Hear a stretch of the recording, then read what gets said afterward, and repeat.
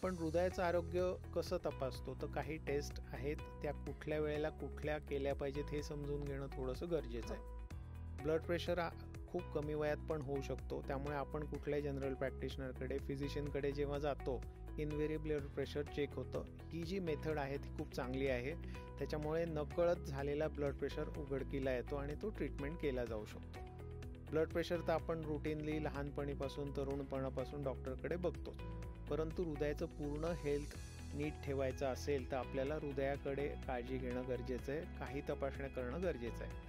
उदाहरणार्थ ECG, simple ECG जेव्हा रुटीनमध्ये करतो त्याच्यामध्ये काही गोष्टी कळू शकतात.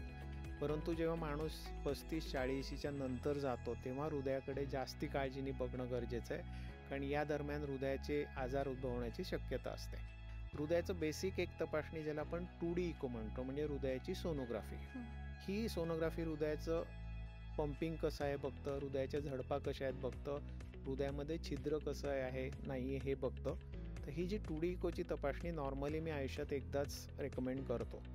हे बघा ना, कसं आहे की जन्मलाच जसं तुमचं हृदयाचं स्ट्रक्चर होतं तसं आज पण आहे आणि नेहमीच राहणार आहे. त्यामुळे काही जण वर्षाला जाऊन 2D इको करतात, हे योग्य नाही आहे. पुढे काही तसा प्रकार घडला तर इको करणं वेगळी गोष्ट, पण स्ट्रक्चर कळण्यासाठी हृदय एकदा 2D इको केलेला बरा.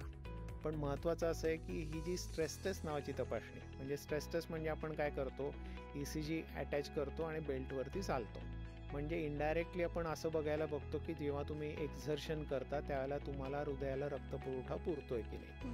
तर ही रक्तपुरवठ्याची टेस्ट आहे, ज्याला आपण स्ट्रेस टेस्ट म्हणतो.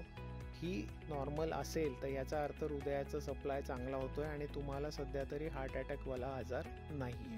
त्यामुळे 2D इको एकदाच, पण स्ट्रेस टेस्ट मात्र माणसाने वर्षातनं एकदा स्पेशली 40 ओलांडल्यानंतर केलं पाहिजे, म्हणजे सरप्राइजेस येणार नाही.